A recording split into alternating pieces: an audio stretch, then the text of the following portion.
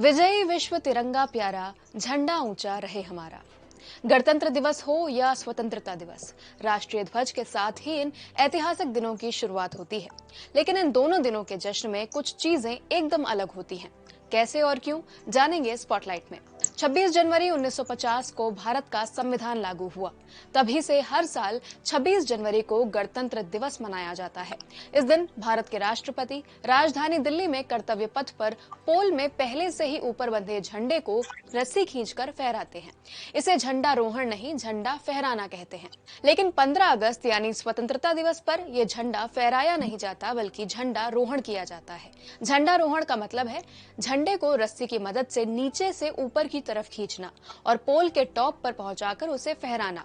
1947 में झंडारोहण ब्रिटिश राज से भारत की आजादी और स्वतंत्र राज की घोषणा का प्रतीक माना गया। इसीलिए हर साल स्वतंत्रता दिवस पर प्रधानमंत्री लाल किले पर भारत की स्वतंत्रता को दर्शाते हुए ध्वजारोहण करते हैं। अब सवाल आता है कि 26 जनवरी को राष्ट्रपति ही क्यों झंडा फहराते हैं और 15 अगस्त को प्रधानमंत्री ही क्यों झंडारोहण करते हैं। 26 जनवरी को भारत का संविधान लागू हुआ था और राष्ट्रपति को संवैधानिक प्रमुख माना जाता है। इसीलिए राष्ट्रपति ही गणतंत्र दिवस पर झंडा फहराते हैं। वहीं 15 अगस्त 1947 को पहले तत्कालीन गवर्नर जनरल लॉर्ड माउंटबेटन झंडारोहण करने वाले थे, लेकिन क्योंकि वो खुद ब्रिटिशर थे, इसीलिए उन्हें इस काम के लिए सही नहीं माना गया। तब तत्कालीन प्रधानमंत्री जवाहरलाल नेहरू को ये जिम्मेदारी सौंपी गई। तब से हर साल स्वतंत्रता दिवस पर प्रधानमंत्री ही झंडारोहण करते हैं। 26 जनवरी से कितना अलग है 15 अगस्त का सेलिब्रेशन, आइए जानते हैं। स्वतंत्रता दिवस पर प्रधानमंत्री दिल्ली के लाल किले पर झंडारोहण करते हैं और फिर देश को संबोधित करते हुए भाषण देते हैं। वहीं गणतंत्र दिवस पर राष्ट्रपति कर्तव्य पथ पर झंडा फहराते हैं और फिर अद्भुत सांस्कृतिक और सैन्य परेड होती है। गणतंत्र दिवस पर हर साल स्पेशल गेस्ट को इनवाइट किया जाता है। इस साल स्पेशल गेस्ट के तौर पर फ्रांस के राष्ट्रपति इमानुएल मैक्रों आए हैं। ये स्पेशल गेस्ट किसी देश के प्रमुख होते हैं। 1950 में पहले गणतंत्र दिवस पर विशेष अतिथि इंडोनेशिया के प्रेसिडेंट सुकर्नो थे।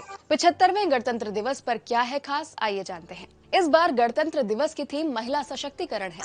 ऐसा पहली बार है जब परेड की शुरुआत 100 महिला कलाकारों ने भारतीय वाद्य यंत्र बजाकर की और ऑल वुमेन ट्राई सर्विस टुकड़ी परेड में शामिल हुई।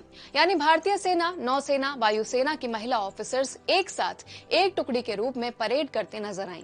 इसका नेतृत्व कैप्टन शरण्या राव ने किया।